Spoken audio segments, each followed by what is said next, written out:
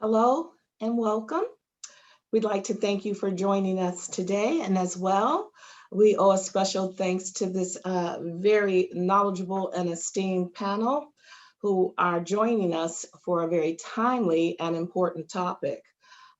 This is April, National Cancer Care Awareness for Minorities Month.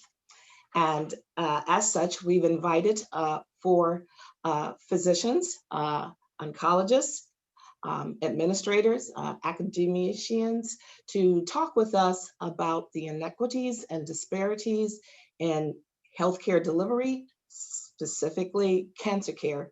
And we'll get started now with the introductions. First, I'd like to introduce our panel. Joining us from Boston, Massachusetts, we'd like to welcome Dr. Stephen Wright. Dr. Wright is the medical director at the Whittier Street Health Center located in Roxbury, Massachusetts, a facility caring for the community of Boston and its adjacent neighborhoods. So welcome, Dr. Wright. Second, Dr. Krina Patel is a medical oncologist, also an associate professor within the Department of Lymphoma, Myeloma, Division of Cancer Medicine at the University of Texas, MD Anderson Cancer Center. In Houston, Texas, Dr. Patel has a special research focus in the multiple myeloma and other plasma cell dyscrasias. Her focus is in seeking to improve therapy and outcomes for patients suffering with these diseases. Following, Dr. Alex Herrera, a medical oncologist, also an assistant professor in the Department of Hematology and Hematopoietic Cell Transplantation at the City of Hope in Duarte, California. Dr. Herrera has a special research focus in immunotherapy and hematopoietic stem cell transplantation in patients with lymphoma. Finally, Dr. Abed Agbaria, also an oncologist, is the director of the New Oncology Institute at the B'nai Zion Hospital, director of the Community Oncology Unit, affiliated to the Clalet Health Services in Nazareth, and director of the Oncology Institute in Asuta, Haifa. He also serves as a senior consultant in the Oncology Unit of the Holy Family Hospital in Nazareth, Israel. Dr. Abaria handles chest tumors and is considered one of the leading experts in the field of lung cancer treatment in Israel. In addition, Dr. Abaria is an active member of the pulmonary department of the Israeli Society of Clinical Oncology and Radiotherapy. So welcome all, doctors. Glad for you to be here with us today for this very important discussion. So as I stated, April is National Minority Cancer Care Awareness Month. We're happy to be here to talk about this topic. We've learned from the aftermath of coronavirus that there still remains inequities and disparities in the delivery of care. And I will presume that oncology care may suffer from the same ills. So let's get right into it. So I'm going to start with you, Dr. Herrera, if that's okay. Is there some key event that took place in the community that you serve that may have triggered distrust of healthcare delivery? Well, that's a great question, Iris. There have been, I guess it's hard to pin it down to one key event when you really think about, kind of a lot of the structural inequities that we face in our society and in our country and in our healthcare system. I mean, in Los Angeles, obviously, there's been a complicated, history of race relations, the Rodney King riots, and other kind of events over the years that have really, impacted the community here and probably, their view of their access and view of healthcare. So, I guess I think it's probably, I don't know that I could point to just one event. I think I mean, I think events over many decades and even hundreds of years from the founding of our country and our society probably have a lot to do with what we're facing today. All right, I can understand that. And Dr. Patel, would you have a similar answer or a different answer for that? Yeah, I think it's multiple reasons, but one of the biggest one that gets to me has to do with consent. I think the fact that in the history of medicine, consent was always something we talked about, but not necessarily done. And even in 2021, we have very little time to see patients. So to really tell someone risk benefits of something, to make sure that they understand that before they do clinical trials or they decide to do treatment. I will say that's where I see the biggest issue with mistrust a lot of times. I think we have a lot of work to do towards that. But, before, things like Tuskegee and all these other, cells like Henrietta Lacks cells, there's so many things out there, and not just in this country, but as a medical field, but definitely really bad here, that started all of this. And I think as we can educate people, really that consent piece that's exactly what it is to get that trust and that education to move forward. I completely understand. I was having this conversation with Dr. Wright earlier, and Dr. Wright, I'll ask you to opine on this as well. To add to what Dr. Patel just said, there's also the Mississippi appendectomy cases, as well as even as recent as 2005 with the cardiovascular drug approved by FDA for African Americans that was seen as a racial issue. So Dr. Wright, how might you expand on that?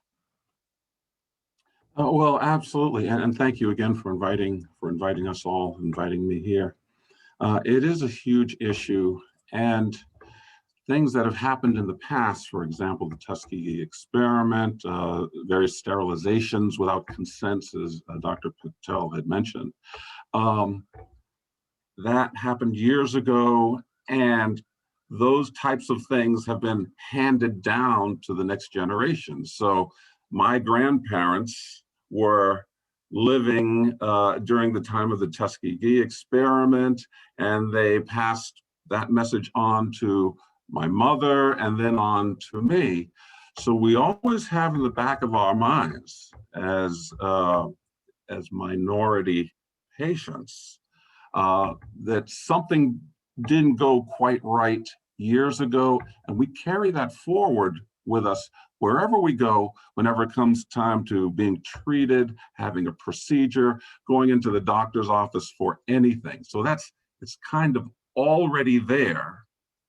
And then once the patients come into the hospital or the clinic, if there's any delay in service or they don't get the phone call on time or the medication isn't ready at the pharmacy, it kind of triggers something that goes way back.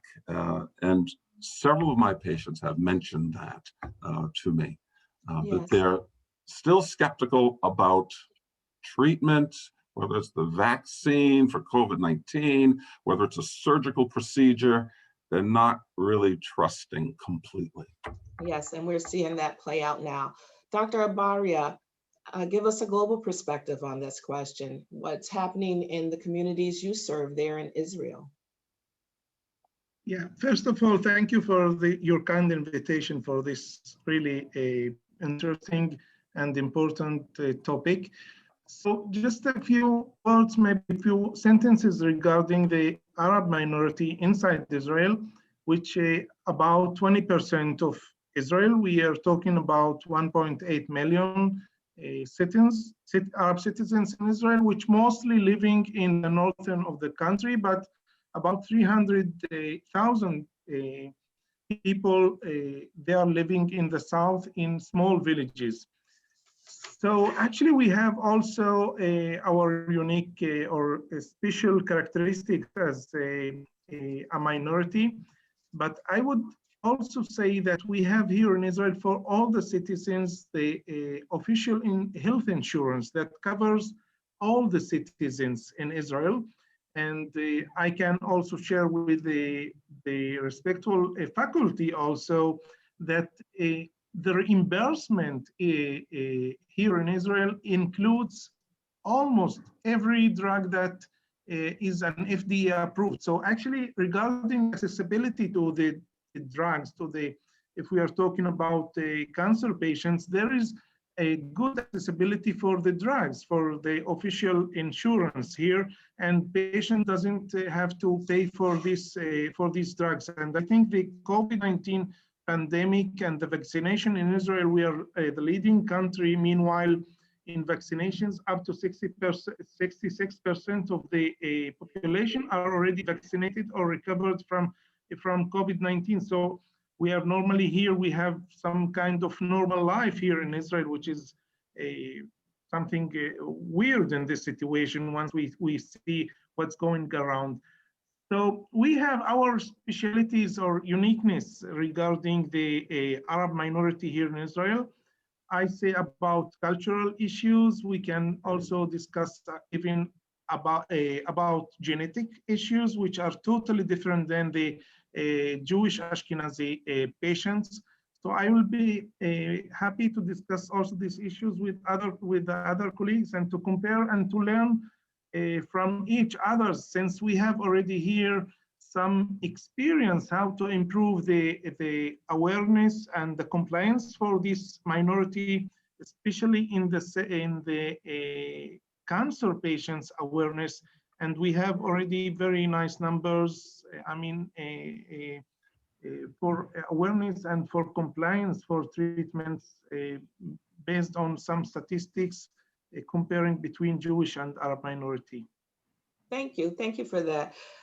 Because, you know, again, looking at the cardiovascular drug, there was the questions of whether FDA's approval of that was suggesting something genetic in that the affinity of that drug for African Americans. So that is a cultural important question to have discussed. So we understand now a little more about the history and background. There's a long history that created an ingrained distrust of healthcare delivery. Let us focus a little more in on oncology care and share with me, Dr. Patel, how do we see this playing out currently in the disparities in oncology care? Yeah, and I will say that the disease I treat, mostly multiple myeloma, there's a huge disparity. We know it, and there's a lot of studies going into minority populations.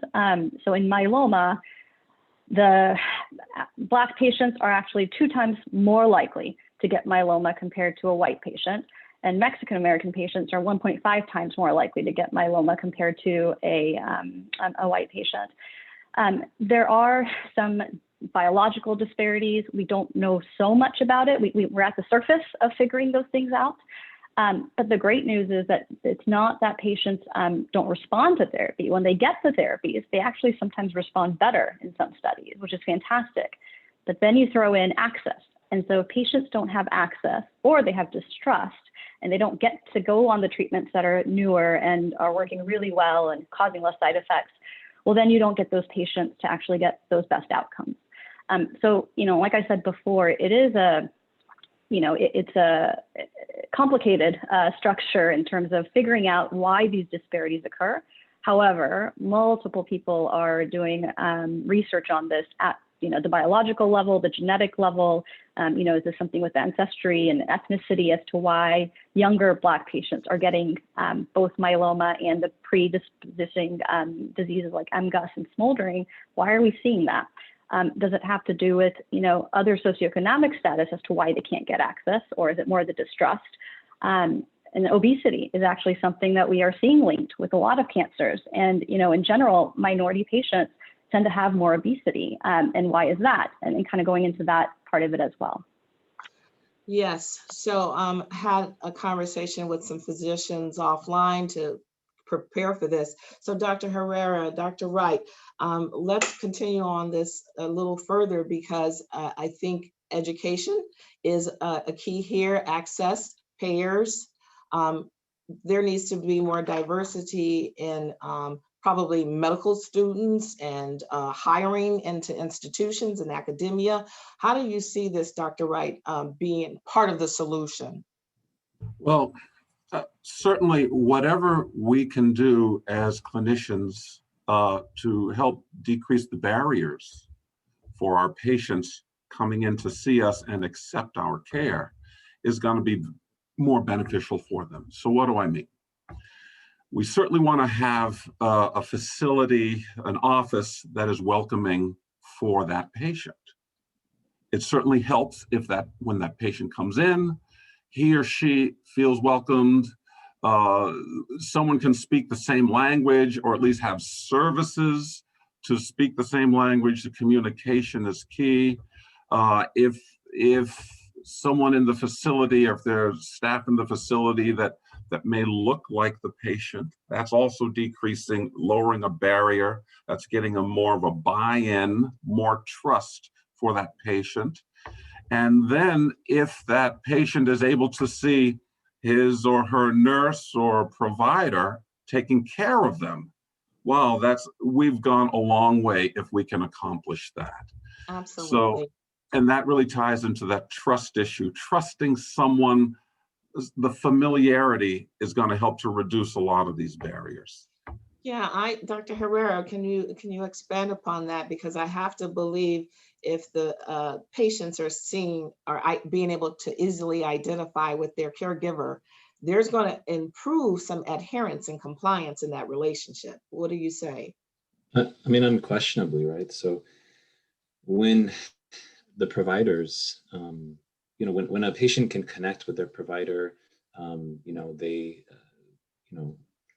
look, they feel like, this is someone who looks like me. This is someone who understands my culture. This is someone who I can relate to. Unquestionably, some of these issues of trust that are really ingrained and deep-seated, perhaps can be overcome more easily.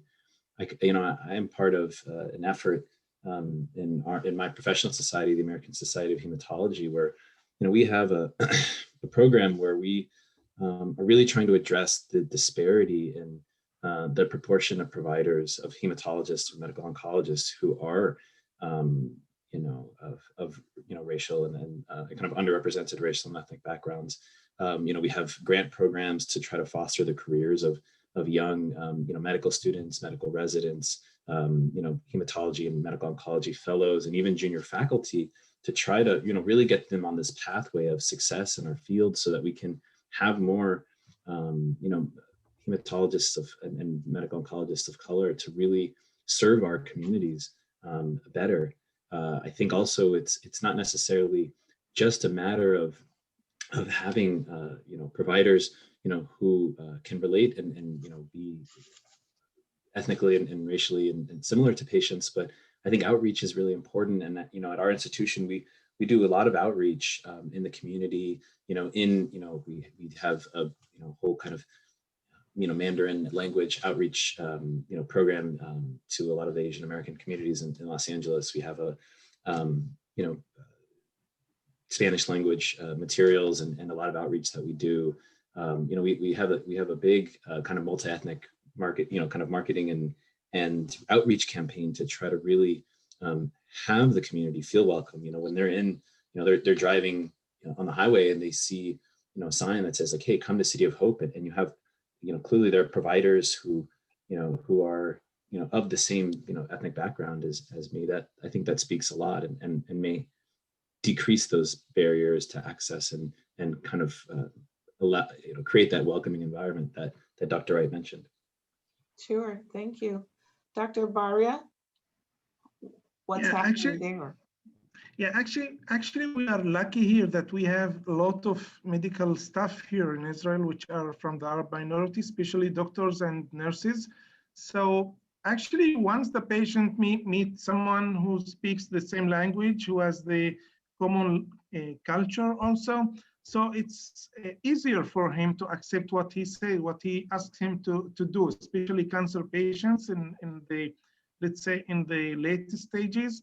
I still remember 20 years ago when I started in oncology as a young doctor, I still remember patients who came to Haifa seeking for a treatment, and they were confused, actually. They couldn't speak the same language.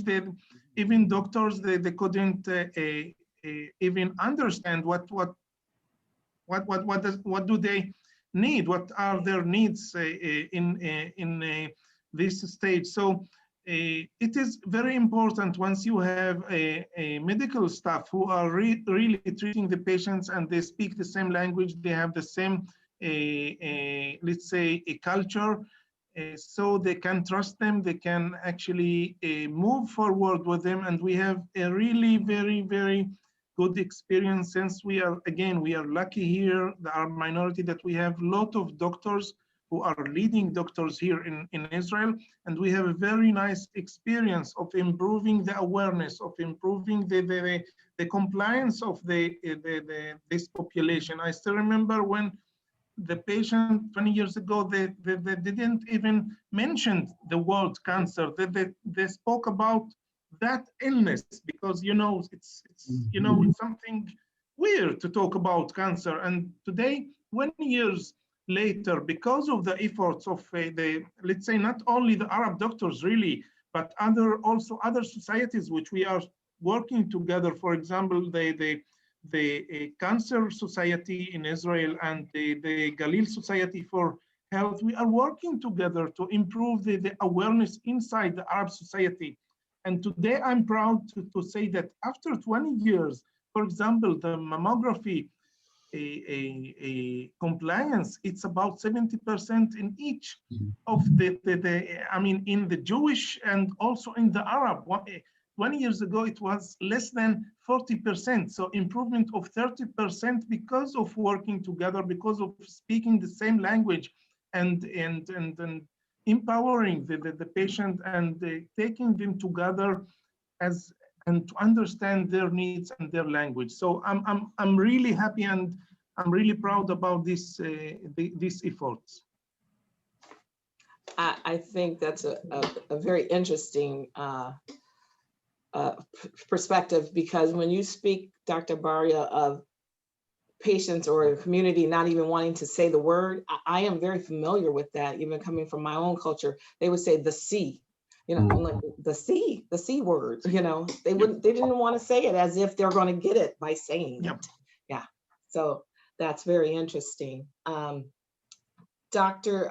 Wright, so you made a great point about how this disparities and inequities became so embedded in our culture. Do you see change happening now with what we're going through in the last year, with a focus that's now turning toward let's address these inequities? Do you see positive things happening? Well, yes, it's coming around. It's slow, but there are changes that are being made. We have certainly over the last 12, 13 months, we have seen everyone has been forced to stay home. They haven't been able to come out for fear of COVID-19 infection. We all understand that. And so any health issues they had before COVID-19, in most cases, have gotten worse. I'm seeing patients with diabetes their hemoglobin A1C numbers are higher now than they were 13 months ago. So because of the pandemic, we've been out of touch. There's been telemedicine, which has helped, but and now we're having patients start to come back into the clinics and hospitals, which is so important. But there's still a number of patients that aren't coming in for a number of reasons. They're afraid. So as Dr. Herrera said earlier, at his institution, there's a lot of outreach. We are finding we have to go and meet our patients where they live, where they go to school, where they go to church. That's how we're able to get out to them. And again, it's lowering a barrier. It's the access to care. So I think what the last 12 or 13 months has shown us that we can't just sit back and wait. We need to go out and be active and try to take care of our patients. And I think that is helping to reduce some of those disparities as well. And I'm hoping that moving forward, that we've all learned a lesson, the world has learned a lesson, that we do need to go out more to reach our patients where they are. And hopefully that will help to work on some of these disparities. Sure. I'd like to take that a little further, Dr. Patel. When I think about the payer and reimbursement system, I know when I'm in an exam room with my doctor, it seems like she's watching her clock the whole time, as if she's got to get moving to the next patient. And if the healthcare delivery system has become more like a Henry Ford assembly line conveyor belt, just moving through, how do you get out to the patients like Dr. Wright is thinking about? Yeah, no, that's a great question, and probably the biggest bane of my existence. I will say that I think, yes, going out to the system, like going out to your community and really, making sure that everybody knows that you're here to take care of everybody equally. It's huge. It's a huge message. And I will say with MD Anderson, for us, we have done a huge deal of not just commercials and access, programs for patients. We've actually gotten grants recently that are specifically for minority patients to be able to get them education and getting them into our trials so that they have, if it's a socioeconomic reason versus education reason, whatever it is, that we can hire people that actually help them through the whole process, which I think is huge, because we don't have enough doctors, nurses, APPs that can, get everybody through every single step. And we really need that. And I think that's one of the things that institutions can do. And what you can do kind of at your clinic level, and I think it's actually pretty impactful, is I've had, I started in the myeloma department. I switched departments, and that was just 3 years ago. And, got all of these patients that were already handed to me because it was from other clinics. And I had minority patients. I didn't have a lot, but I had some. And really, I spent extra time with my minority patients. And anytime someone seems hesitant about something, I think the biggest thing you can say is, why? Just let me know why you're thinking that, right? And then you kind of delve into it. So I would spend more time with them. And then as things got better and they saw that they did well, patients know other patients, and they actually would refer me to them. And that's actually one of my proudest moments, is that my patients actually ask their other friends and family. They trust me enough to say, you need to go to Dr. Patel. If you're going to go to Houston, go to Dr. Patel. And I think that's huge. And then you start working with, the communities, et cetera, to do programs in education. So we do myeloma specific programs just to say, what is it? Why is it that, we see it more in minority patients, actually? And then what is it that you need to look out for? What do you ask your primary care doctors? Things like that. So I think it's that whole, from the institution and the individual clinics to your community, that whole step.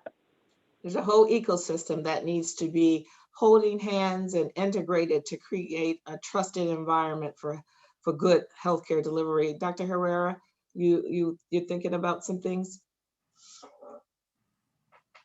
Yeah, actually, really, what Dr. Patel just said really resonated with me. I think, word of mouth in the community, has been the way that things have happened in our society for since the beginning of time, and I can't. It is such an exciting moment, and I feel it is really rewarding when somebody says, a friend in the community or my family member in the community said they had a great experience here, and that's why I'm coming to see you, and so I think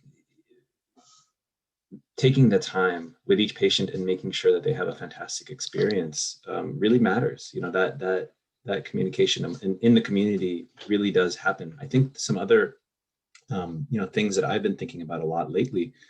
You asked, are we making progress? And I would say, a large part of what I do is clinical research. And I have to say, and I suspect the others on this call agree. We, despite many efforts, we don't do a great job of ensuring diversity in clinical trial enrollment.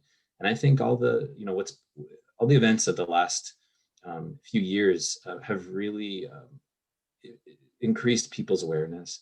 The FDA has now put out guidance about ensuring diversity in clinical trials. And so I'm part of an effort in our professional society to reach out to cancer centers and really ensure, kind of try to make guidelines for best practices about how to increase diversity in clinical trial enrollment, because the patients who are getting treated on clinical trials that are leading to approvals of all of these new and exciting cancer drugs are not reflective of our communities.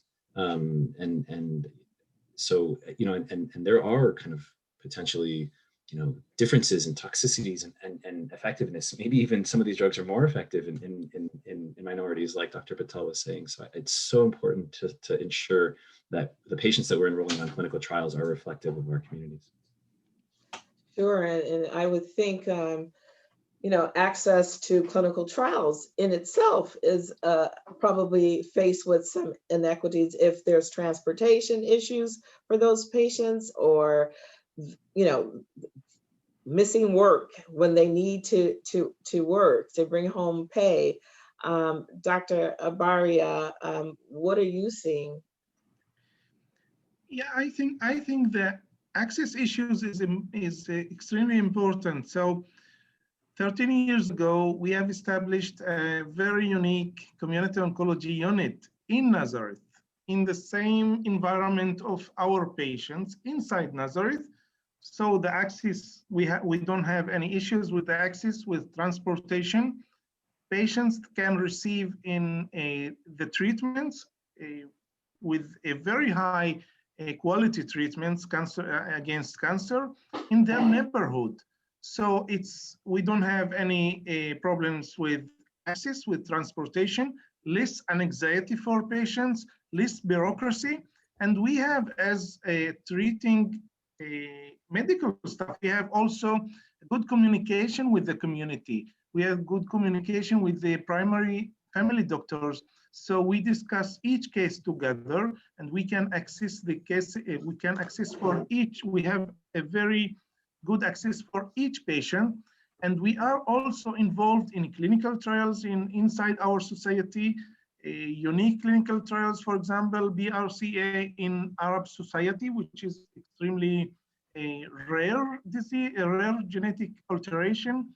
We have also very unique projects inside the community. For example, 1 out of 2 Arab men are heavy smokers. So we have a lot of cancer, lung cancer patients. So actually we have a special program for education against smoking and for early detection with CT scan for lung cancer.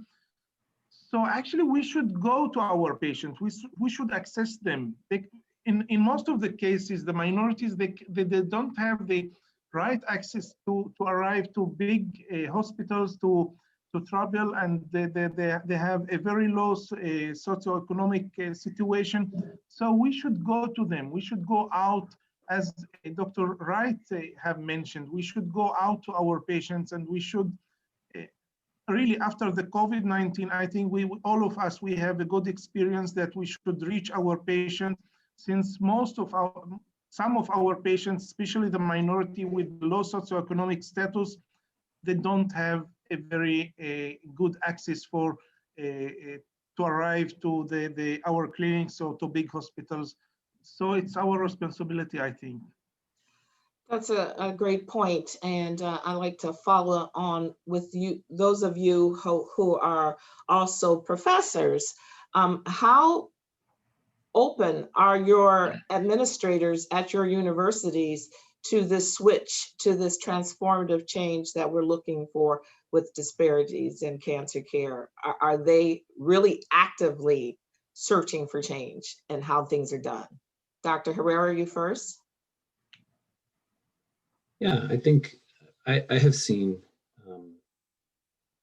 I think, honest efforts, in the last few years, particularly in the last, maybe 18 months, towards, improving diversity in our workforce, improving access to care, for minority patients and different kind of populations in the community. I think that there really has been a commitment across many institutions. I think there has been an effort. I think the progress is slow, like Dr. Wright mentioned, and I think the question will be, will this effort be sustained? and I think that's the key, right? I think you get excited, people get excited and say this is an important issue, and we start initiatives, but the question is the follow through there to make sure we really can enact change. I think we can all things as simple, we've been talking about access, like the difficulties that patients have in accessing clinical trials. It's not just about the inequities that they are facing. Like, we need to do a better job designing clinical trials to allow patients to enroll. If we have patients having to come in 3 or 4 times a week to get access to this exciting cancer drug, a lot of patients, especially minority patients, who are in a, kind of having to work just to make ends meet, they can't do that. So, is it really necessary to draw patients' blood 14 times, in the first cycle, things like that? We need to do a better job, even as academicians, in industry of streamlining how we do research to help patients get access. Sure. Dr. Patel, your thoughts? Yeah, I will say that for us, it's nice that Houston's actually one of the most, cities with the most diverse population, and it's fantastic. Probably my main reason why I like Houston so much, not so much the weather, but I think because of that, our workforce is everybody. We have the most women, I think, at any big cancer institute or academic center, and we're working on that. Minorities, from trainees to professor level people. We actually look at all of that every year as a group to say, okay, this is what's happening. How is it changing? How can we make it better? What do we need to do? And then I think, like I said, some of our biggest some of our biggest grants recently have been for minority patients, like specifically for this question, how do we get more people treatment, and how do we get more people access to trials, and how do we make that work? And I agree with Dr. Herrera completely. Some of these trials are crazy. I wouldn't be able to do it, if I had to, because I work too much. And so I tell my patients that all the time. The nice thing is I do certain cell therapy treatments where you just come in, you get it, and then you're actually off therapy. So I talk to my patients even before they're eligible for these things, just little tidbits of how things are going. So it kind of gives them an idea, and they can start looking it up on their own. So by the time they ever need it, they actually are like, oh yeah, you've talked about this like 20 times because you're so excited about it. So let's talk about it. And I will say, I think I've had probably the majority of my patients that go on are either women or minority patients on my trials. And it's been fantastic to kind of just see that happen on its own because of the way we just communicate. So it's just making that happen at a global level, and getting nursing on board, and getting the schedulers on board, and getting everybody else to kind of change their culture to that as well. Sure. Dr. Abaria, you're a professor as well? No, not yet. No, not yet. Okay. Not yet. I'm forcing you into a new role. Yeah, My apologies. that's okay. But let me ask you and Dr. Wright this. Is there a need for education, not only on the patient's part, but also on the care deliverer's part too? Do they need to become more sensitive toward the existing HCPs and nurses in the cancer care delivery system? Do they need to take the time to get to know their communities better? Dr. Abaria? Yeah, I think you're right. And going back to academic issues, it's extremely important, especially in these days, to be affiliated to some faculty of medicine. So our community oncology unit is affiliated to the medical school of Bar Ilan. So actually, we have a full access for for academic programs. We have medical students, and we are involved also in clinical trials and research. One of the issues that we are discussing in the Faculty of Medicine is the education to the real world, for the students, to the real world data, and also education how these students should also treat the patients, and how to talk to them, and how to discuss, other not only medical issues, but rather, other psychological and social issues. So we discuss these issues also with our students, with putting a focus on the disparities between different societies, between this different, let's say, people. Since we have also here in Israel a diversity of ethnicities, and in one side you have the Ashkenazi Jewish, and in the other side you have the Arab Bedouin, which are still living in the desert. So we should be familiar with all the habits, with the cultural issues for these societies. So putting together the efforts also in the mid-school for the students, also to teach them, to educate them that there is a diversity, and to be a good doctor, to give a good treatment, you should understand not only the language of your patient, but also how your patient thinks. So this issue is still important, and not only an academic issue, but in the real world, in daily life. Absolutely. Dr. Wright? Yes, I can't agree with you anymore, Dr. Agbaria. You are spot on, sir. It's about being sensitive, culturally sensitive to our patients, realizing that they may not necessarily believe in this type of treatment that we're asking them to go through for the next 12 months. There may be religious reasons why they should not do that. And we need to at least respect what they're saying, listen to what they're saying, and learn from what they're saying as well, so that maybe we can meet them at some midpoint to be able to give them the proper care, respect their wishes and their culture and their religion and such, and ultimately give them a better outcome.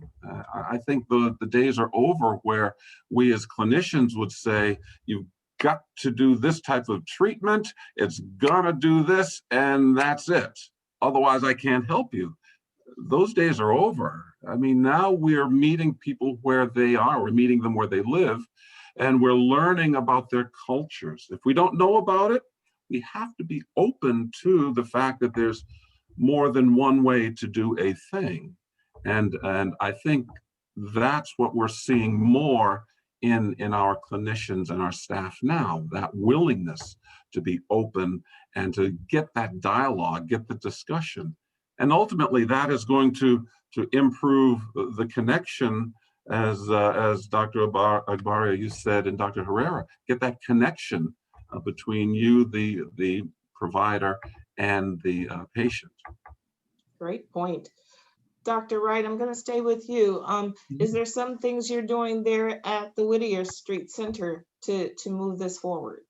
Well, thank you for that question. We are very proud of the fact that we are open, okay? And after having gone through COVID-19, where some centers were not able to continue to see patients, they weren't able to continue to keep their staff intact, we've been very fortunate in that we've remained open for our patients, and we have started that outreach. We've continued that outreach. But there are also things that we're doing. We're increasing our outreach so that we're going to be able to do those physical exams and get those screening tests and get the ophthalmologists and the dental specialists out again to the communities where people live, so that they can get that care. Ultimately, these screenings are going to lead into finding out if they need additional assistance from Dr. Patel and Dr. Herrera, Dr. Agbaria, the specialists.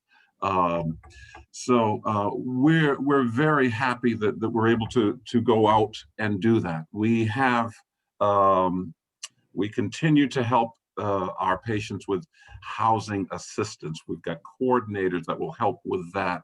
The patients who are having difficulty with food, we take that for granted, but we have programs. We have a food pantry.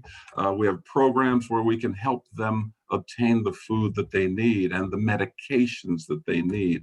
So we're very fortunate in that we have many programs, again, to help get the patients, bring them in, get the services for them. So thank you for asking that question. Absolutely. Again, from my own research, I do understand that it's the whole patient life system that is affected when you have financial challenges and health challenges. You may not be eating good food at home that has to go with the medicine that you take for your cancer.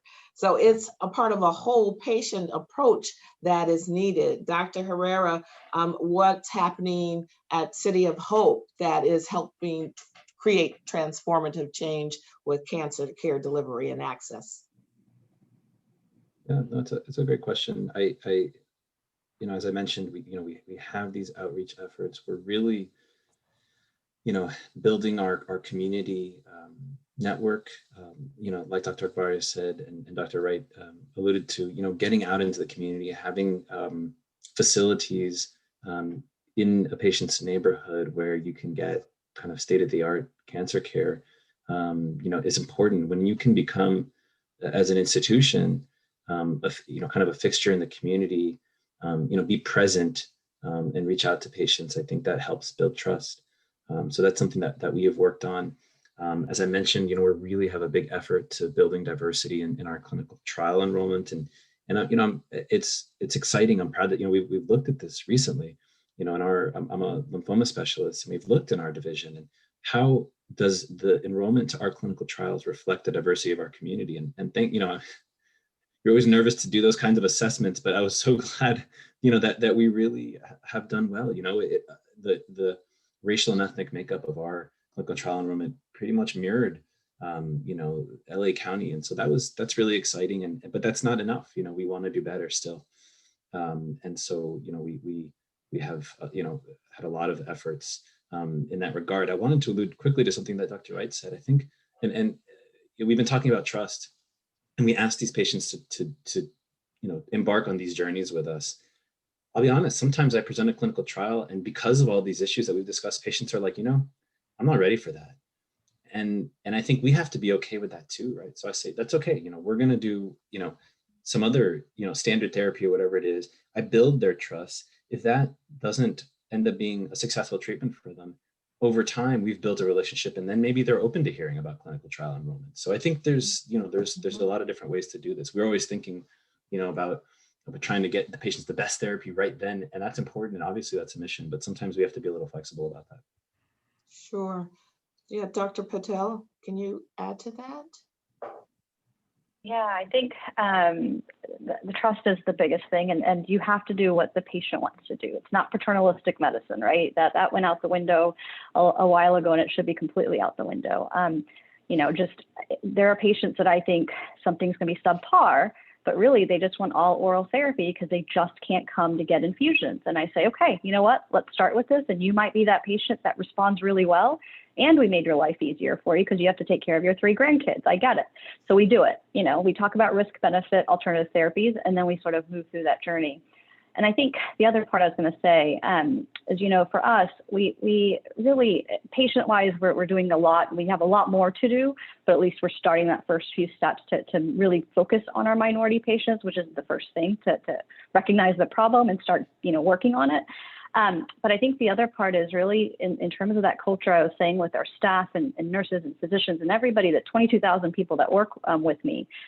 What we've done is in this last year, our president's done a great job of really focusing on our staff's different backgrounds and really coming up with talks where we have Asian Americans, Black people, white people, everybody sort of having the ability to talk about these issues. The day of the George Floyd trial, everyone's on edge. And before we knew the verdict, our president sent an email to all of us saying, I understand what's happening today, and I'm so sorry we're going through this, and it's really nerve-wracking, but we are here for all of you. Just that, to recognize and acknowledge that, hey, there's something big happening that's not just affecting our patients, but affecting all of us in the middle of a crazy pandemic. We're all losing it anyway, right?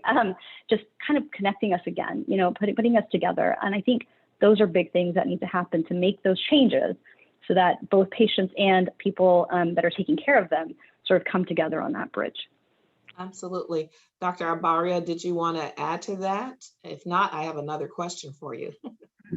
I have a very short comment to Dr. Wright. What you are doing inside your community is very impressive. So really, I like what you have mentioned.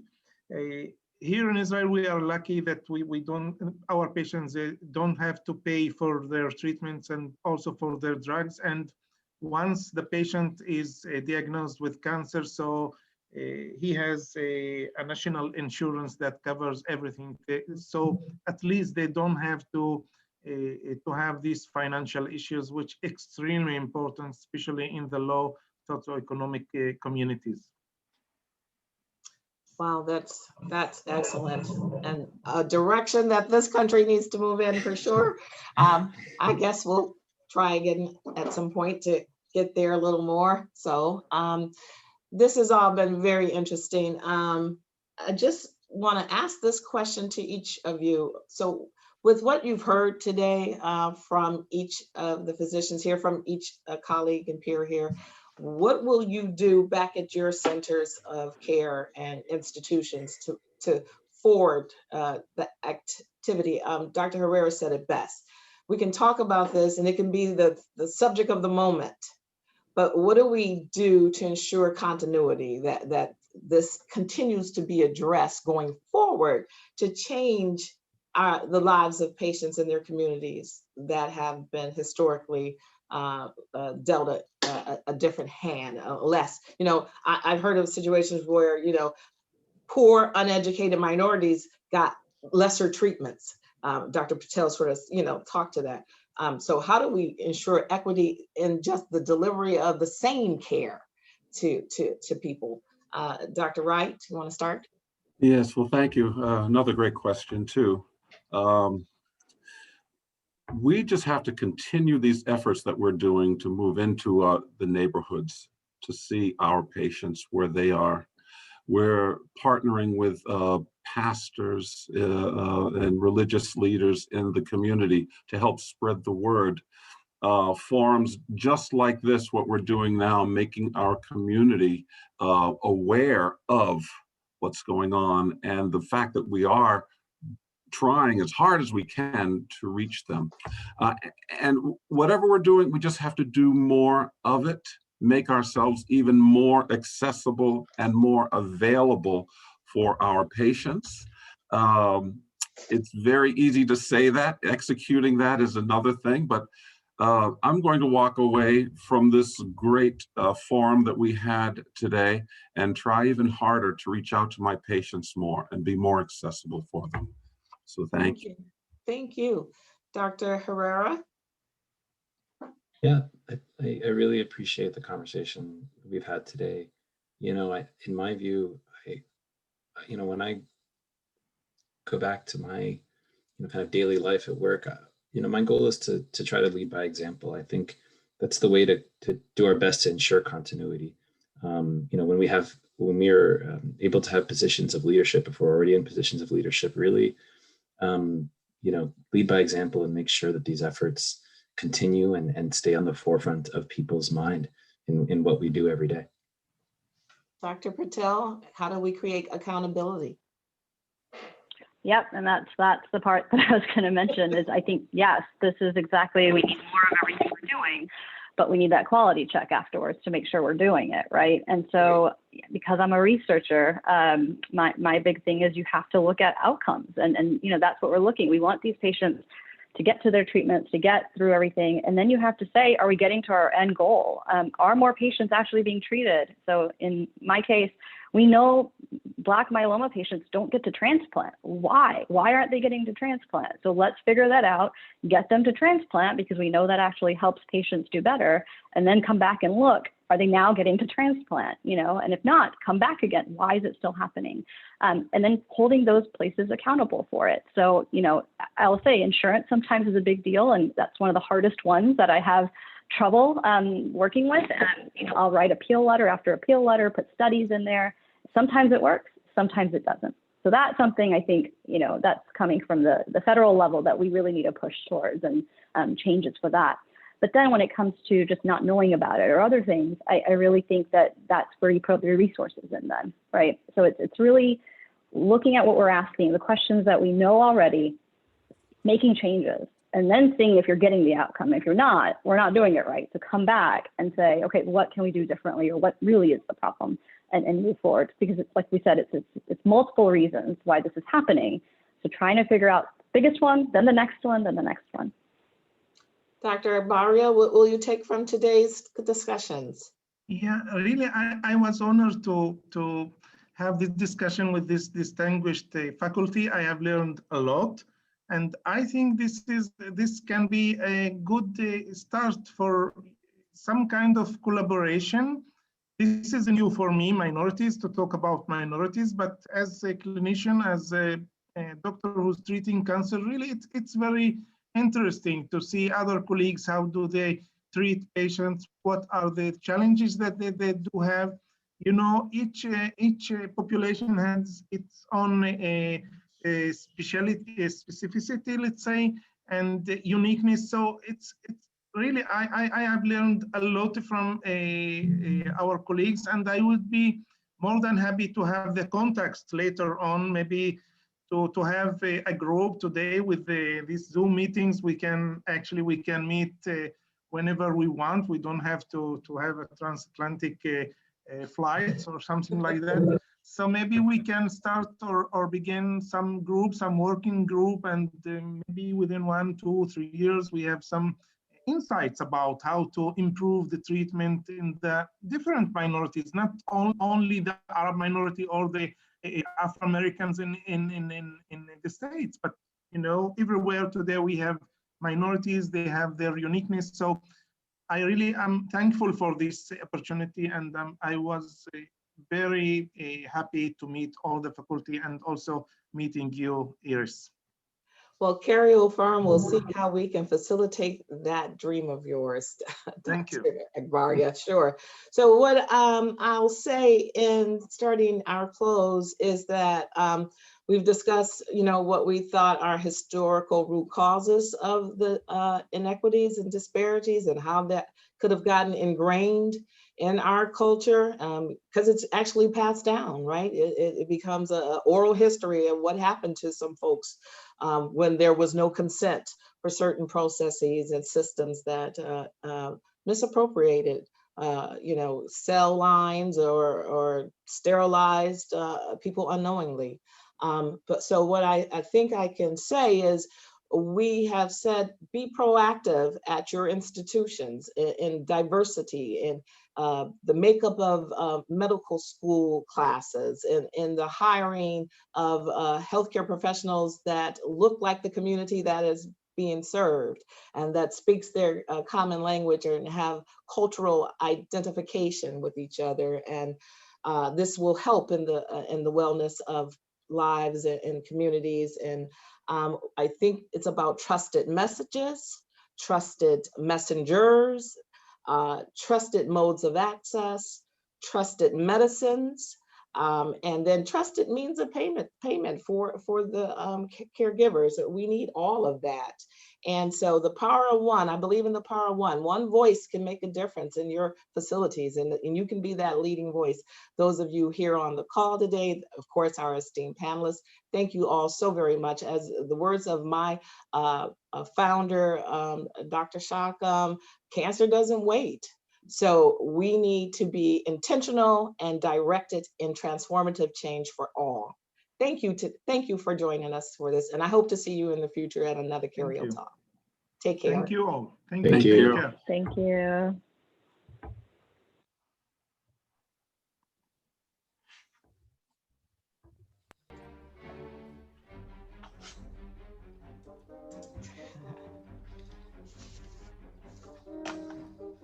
All right, I'm going to jump off to another meeting, but thank you again. Thank you.